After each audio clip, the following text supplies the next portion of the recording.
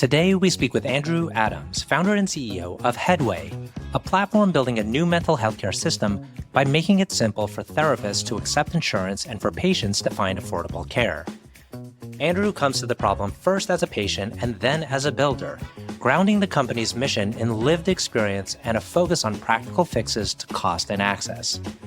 Founded in 2019, Headway now powers over 600,000 appointments per month, has raised over $325 million from leading investors including Andreessen Horowitz, Thrive Capital, Accel, GV, and others. Headway partners with major health plans across all 50 states to operate one of the country's largest insurance-accepted therapist networks. I'm your host, RJ Lumba. We hope you enjoyed the show. If you liked the episode, click to follow. RJ Lumba is the executive chairman of Market Insight Media and the managing partner of GrowthCap. He is the host of Great Entrepreneurs, a podcast for driven entrepreneurs and business owners. Our podcast covers all topics related to the entrepreneurial journey, from ideation to execution to optimization and to reaping the rewards of a well-run business. In the minutes ahead, we'll share with you unique insights and tactics from some of today's most accomplished and inspiring entrepreneurs. Andrew, thank you so much for taking the time to chat with us today. It's a delight to be with you. It's great to be here, bridging the distance digitally between New York City and Princeton, New Jersey, RJ. Excellent. So as I was kind of prepping for this interview and I looked at your background, wonderful background, highly technical and skilled from Stanford. Then you did a couple things out of undergrad in your master's program, but eventually you decided to found your company. And I'm curious how you came about honing in on the exact idea or problem that you wanted to solve. It's a great question. I don't think I homed in on the idea. I think the idea and the problem homed in on me.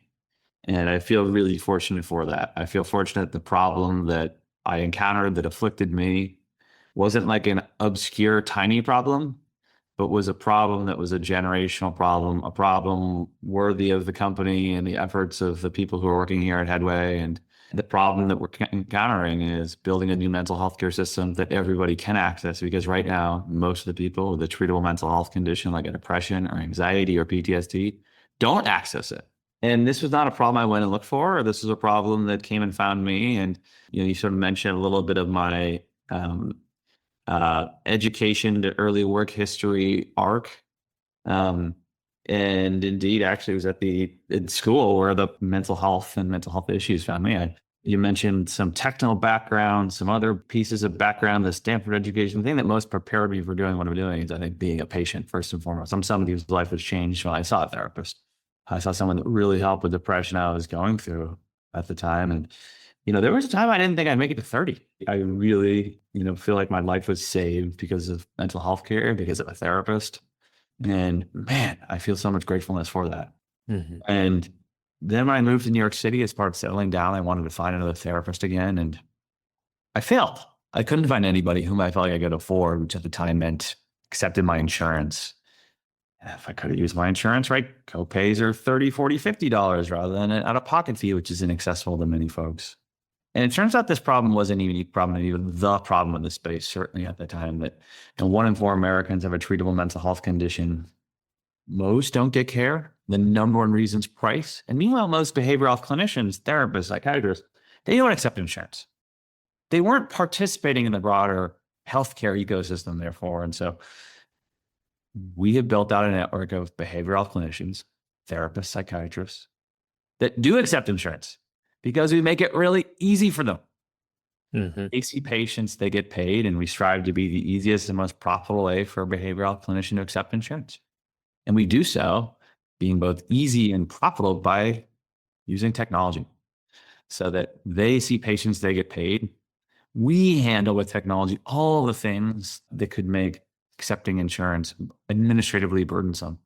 I wish I had them offhand, but there's wild ratios of how many administrators are manually helping clinicians in the medical world. Hospital systems are dominated not by clinicians, but their staff are dominated by administrators and back office folks. The individual therapists who don't exist in these big systems don't have the ability to pay for the professional billers and take on all that work. And so we've come and built a solution that makes it really easy for them. And thus, we have a network of therapists that do accept insurance. And not only do they accept insurance, and now I get to talk about how we have facilitated and we facilitate tens of millions of mental health care appointments every year that otherwise wouldn't happen if it weren't for what we're doing to help make accepting insurance easy and thus make it accessible to patients and providers. We also have earned the right to do something even bigger, which is all of our clinicians are on a single tech platform.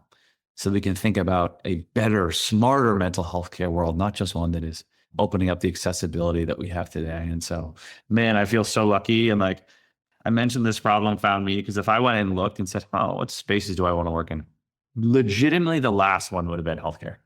And in my mind, healthcare and the problems that were solvable by people who really understood the medicine and the science. But then I encountered a world actually that had a lot of incentive and structural issues that a willing tech entrepreneur that's willing to wade through what does this acronym mean and can help figure out. So ultimately, it's a little bit about how I didn't search for the problem found me. You mentioned the statistic of 1 in 4 that have a mental health problem. And I wonder if the ratio could be even higher. I mean, I guess mental health issues could maybe be plotted on a spectrum. Like at what point do you consider it a legitimate mental health problem?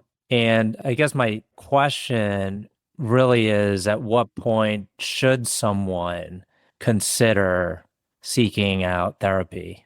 You're asking a really hard, profound question that I may stumble through and offer sort of conjectures. Let me sort of echo it back. You sort of said, hey, Andrew, you mentioned 1 in 4 folks have a treatable mental health condition as defined maybe by some clinical standard. And you sort of said, hey, actually, is that number higher? Is it not 1 in 4, but is it 1 in 3? And then also like, sure, maybe by some DSM ICD-10 diagnosis, by the clinical standards, you might have depression or anxiety, but what about something that falls a little bit beneath that boundary? What about something that is not, you wouldn't say is clinical, but meets some standard of mental health thing you're going through that you'd want to feel differently for? Does that roughly feels like your question? Yeah, I agree. I think there's really interesting fluid boundaries that we haven't had a chance as an industry to help figure out. And one of the things I really believe is actually letting individuals figure it out for them. So what I mean by this is, the first part is the industry we haven't had a chance to figure out. We haven't had an opportunity to debate, what's the right boundary through which insurance should decide and the system should decide this care meets clinical standards or not. The first hair on fire problem is we know there's tons of people for whom clearly it meets a clinical standard who are trying to wrestle with deep depression, deep anxiety, severe eating disorder, so on and so forth. Go down the list of any possible mental health condition that clearly meets any clinical standard one might have. The number one problem was they're not getting in the door getting care. And as a company, we've been trying to solve that biggest problem. As we get deeper and deeper into solving the access problem, I think we'll find ourselves playing a role, in some sense, the quote unquote, and I'm really air quoting here for folks that are listening to the podcast, the quality problem. And I think it's a really hairy problem that I'm like almost loath to like conjecture too much. But ultimately, I believe that clinicians need a seat at the table for defining what is quality care. But as for who gets that care, I fundamentally believe that market participants should have the right to decide. So what I mean by that is like right now, much of healthcare is administered and paid for by employers. And you have different employers that want different things that in turn represent the will and desires of people. There's some employers that say, you know what? I don't care if this patient, if my employee doesn't meet some clinical standard, I want them to get some mental health care and I'm going to subsidize that effectively. And then you have some employers that are saying, you know what, man, for various different reasons, we don't feel like we can afford or want to support subsidizing care that doesn't meet some clinical standards. So we won't do that. Ultimately, like where that boundary is in terms of subsidizing some level, because that's effectively what employer-sponsored healthcare is. You're subsidizing care for an individual to get it. I think it fundamentally should be up to the market participants. I don't believe that a therapist should be forced to say, you cannot give this person care because they don't give a clinical standard. Nor do I believe that we should say to the people buying care, you must buy this, you must buy that. But again, the thing that I would temper is that clinicians should be at the table to decide what is sort of safe or not safe. And ultimately, though, like the larger things that I would believe in is people should decide. And I want to enable the structures that allow that just effectively don't exist today. We're so far from a system for being able to measure and understand and give market participants the right to decide, do you want A or B? And anyway, I'm rambling a bit here, but my shortest answer would be, again, you're asking a really profound question. I don't think anyone in a room should decide this is quality and that's bad. Even though some people are deciding some level of safety standards, for instance, I really believe that therapists should be free to practice the care that they want. And some therapists practice different types of approaches that have been shown to work for different types of people. I think people should be able to decide which types of care ultimately work for them. And I think those who are paying for it should have those decisions too. And ultimately, I think if you put that stew of market participation together, a therapist trying to be better therapists, a patient's trying to get what works for them, of the folks paying for care trying to be thoughtful where their dollars go, quality will emerge. I don't think the right thing is for me to enumerate, this is what quality means. Care must be delivered in this manner. And that's just not how anything powerful has emerged. The alchemy of smart people and people getting together, deciding what works for them, I think ultimately is what makes sense. So that is sort of a long-winded answer to quality. But again, we're in an interesting moment where fundamentally the industry is still really focusing on like, we don't need to debate. We know care works. We know providers are doing good care. Still, for almost every insurance company, for instance, that we work with, the number one concern is like, can we get that care for people? Not sort of the next step that comes thereafter, though I'm very excited for a company to play a role there.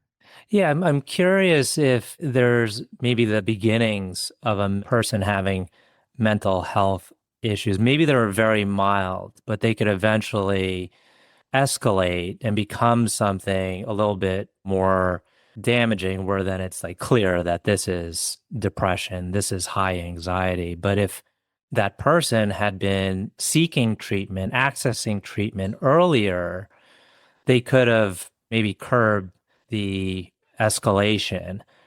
And it's kind of top of mind. I live in Princeton, New Jersey. There's Princeton students here, especially at these high pressured academic institutions where things happen. Students go missing eventually, and unfortunately they'll turn up and, they may not be alive. So I wonder if certain students at these institutions, as soon as they have a hint that there could be a problem, they immediately seek help. So effectively, the question I hear you asking is, hey, might preventative mental health care work before something is a clinical issue? To which my first thing I would say is, I'm not a clinician. I'm a healthcare tech entrepreneur. I help with the technology that makes it easy to accept insurance. I'm working with clinicians to help build a better system, but I'm not a clinician. Ultimately, I would defer to the clinicians around me. And this is a nice teaser. We're going to have a big announcement in terms of our executive team, in terms of clinical leadership. But ultimately, when I ask the clinicians around me, I'm sure they would agree with you. Administering mental health care before one has an acute issue could curb or prevent an acute issue. Like, I'm sure that they would agree with you. We've spent a lot of time talking about the distinct kind of problem. Maybe switching over into your entrepreneurial experience, can you tell us a little bit about the stage you're currently at, with the company? You can describe that in whichever metrics you're comfortable sharing. Sure. I mean, I come forward here as the CEO and founder of Headway. We work with many, many tens of thousands of clinicians, making it easy and more profitable for them to accept insurance. They, in turn, have served, you would measure in the millions of patients. As a business, that means that we are responsible for the payment flows, the making accepting insurance easy, for what represents billions of dollars of mental health care. And we really feel privileged to have a seat at the table to help bridge providers, clinicians, the patients, and then the health insurance companies that we work at. So to translate that to this audience here, we do billions of dollars of annualized gross revenue.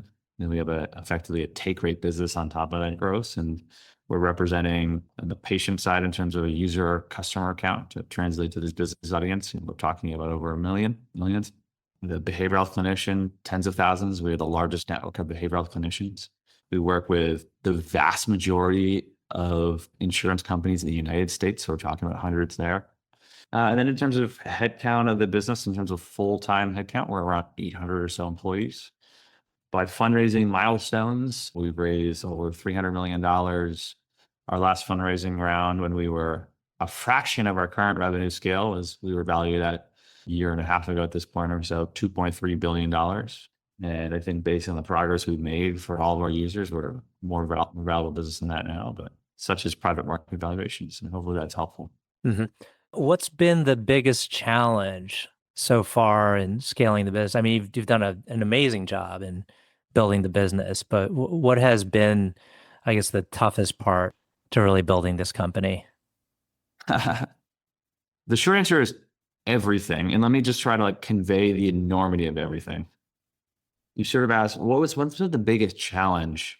Maybe I'll give you two answers. One is this cop-out answer, everything, and then I'll give you a better one. The cop-out answer is everything, and that truly feels right. Like when you ask the question, what's been the biggest challenge building this business? My mind can't even comprehend the question. There's an adage that every time your business doubles, you're a new business. So if you double your organization size, you're mostly new employees. If you double your user size, it's mostly new users. If you double your revenue, it's mostly new dollars. Double your product lines of code, it's mostly a new product. From nothing to billions of dollars of annualized gross revenue. I don't have the logarithmic math in my head right now, but we've doubled whatever, 30 times, 15 times. And so effectively, I'm not coming here as the CEO and founder of one company. I'm coming here as the CEO and founder of 15 to 30 different companies, because every time we double, it's a new company. And I've had to have, it's truly been a very different journey for every single one. So the first answer I give you is everything is I've had to be 30 different CEOs and founders. And sure, yeah, a CEO's job is different every day, but truly, if you look at any interval of doubling of the business, I have to be a new person. And the enormity of that is very hard.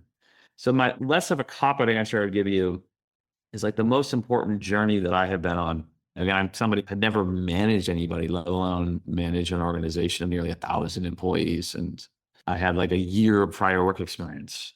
I had to really learn. And ultimately, the most important thing I had to learn to manage or lead wasn't the organization, but was at some point it became myself. Mm-hmm. So I'm very much a believer that you can read high output management and no rules, and the score takes care of itself, and see a template for what a one-on-one looks like and a staff meeting looks like, and read from Claire Hughes Johnson, that tactical, vital materials there. You can read the how-to and learn, hey, you can kind of genuinely be a pretty good manager. And then you got to learn this thing and that. And at some point, your ability to learn is capped by somehow fundamentally who you are.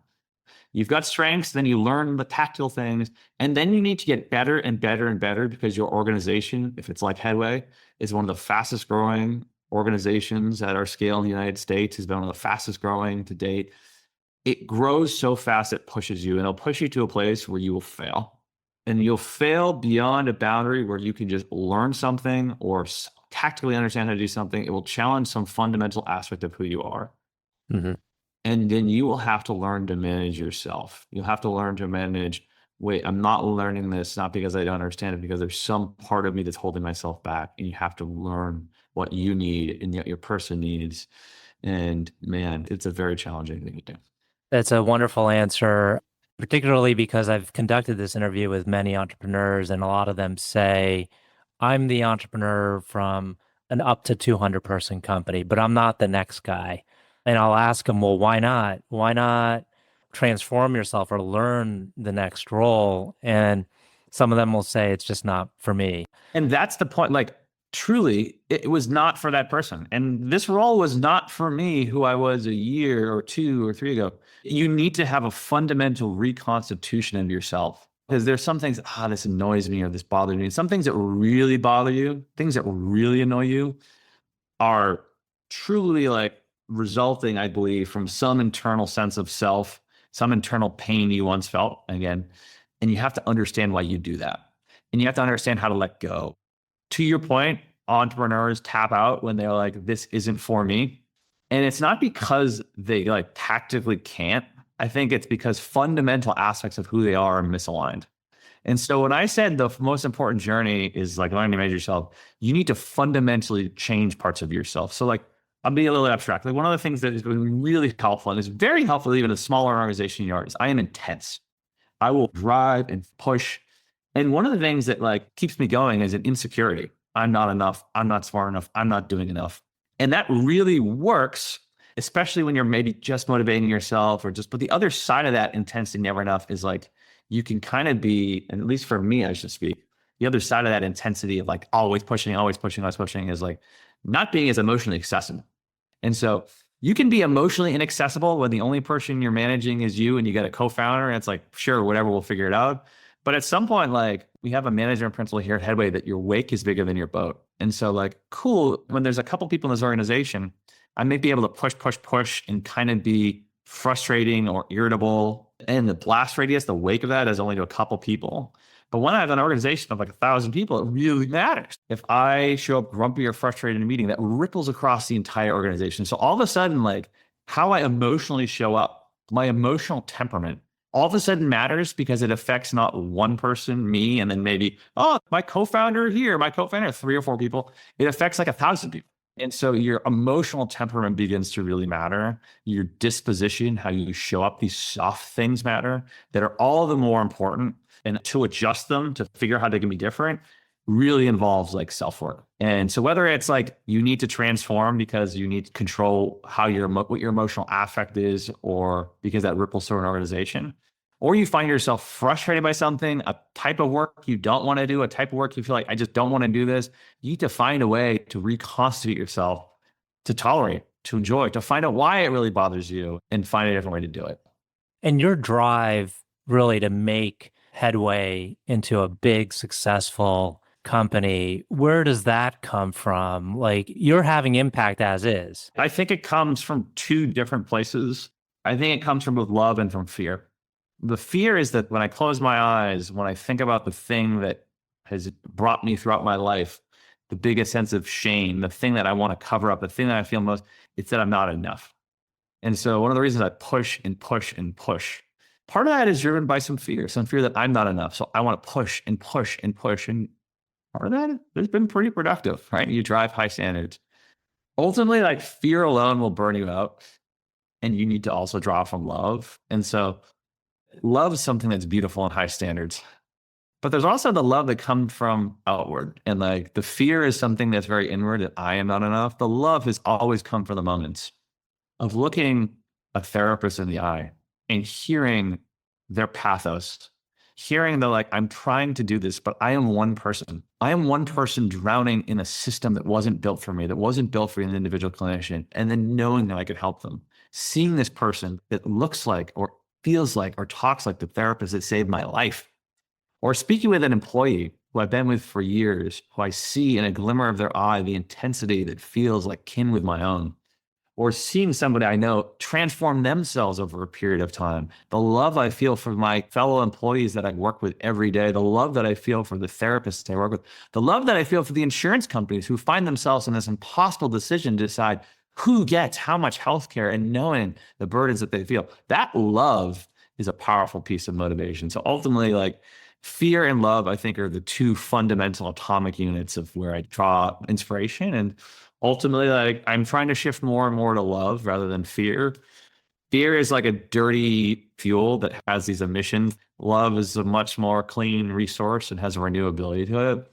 So I'm much more oriented and motivated by love. But man, I'll always have some of that insecurity, and I greet it with love when it emerges, but I'm going to use it to my advantage to build something that is going to change the world. And we live in a world of billions of people. I feel privileged to order of magnitude have affected the lives of millions, but I see an opportunity for tens and hundreds of millions thereafter. And I see a world where everybody gets the mental health care they deserve. And I see ourselves as an ability to really enable that for the whole country. I'm excited to make that happen. In terms of the content you have on your site about hiring and bringing in talent, you're very open to all people. Yep. And, accommodating whatever issues they may have in showing up for an interview or maybe even doing their job. You're very open to considering all candidates. At the same time, you're very driven and you're looking for particular people. So what are the key qualities you look for in people that work for Headway? Yeah, it's interesting. Physical disabilities, health concerns, diversity, very accommodating, very open. And certainly the manner even which one of the things I think will surprise a lot of people at Headway who come from a typical quote unquote corporate environment is like, you have a CEO who, as soon as they meet you, talks about how we dealt with depression, overcome suicidality. And like, so we're emotionally open here. We actually are very not open and are not there for every type of person. We list our cultural principles truly verbatim. And like, there's some people that have cultural principles that exist as marketing material on their website. The cultural principles that are on our website are the cultural principles that I will talk through everybody when they join Headway, are the principles that we are actually in our performance review rubric. And in them, we describe not only who we want, but also are clear, hey, like, this is not for everybody. You will not like this if you're looking for these things. And we're very blunt about some things. We talk about our Olympic performance standard. And we tell you that if your manager would not fight to keep you, and this is the Netflix Keeper Test Manifest, if your manager would not fight to keep you, then we will graciously part ways with you and help you find what's next for you.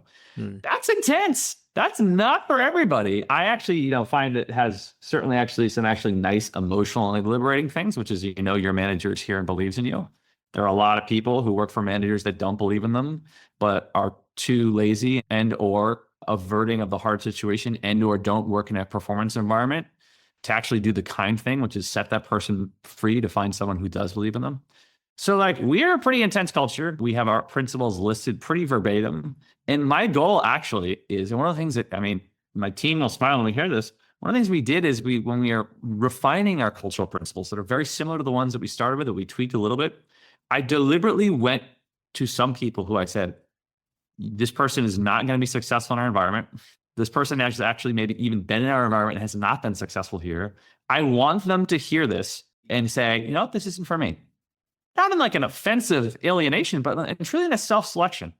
Mm-hmm. The goal of this was to motivate our employees, but really to motivate the people that we think are the paragon sort of our employee, for whom like your culture becomes more and more like. And so we very much say things that like we are clear with things that we believe, and some things people out, for instance, we listen Olympic performance standards. For instance, we have an idea of being a Headway owner, which means you go where you're needed, which means our goals ultimately ladder customer and business goals and our mission.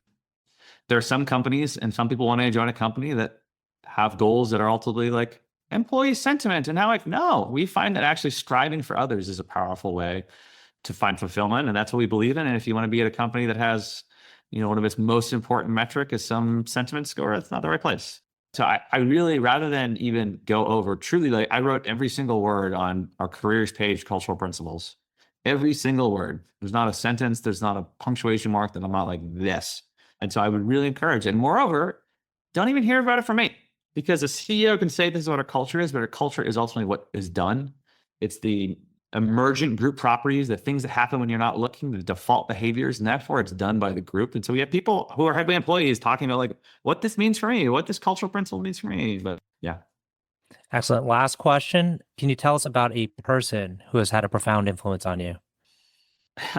There are truly thousands. Like, you don't go from having 11 months of work experience at a company that wasn't particularly successful, but was a failure. In fact, you don't go from 11 months of experience at a company that was a failure to being a CEO and founder of one of the fastest growing multi-billion-dollar healthcare tech companies solving a vital problem in this country, mental health access, without a lot of people helping you.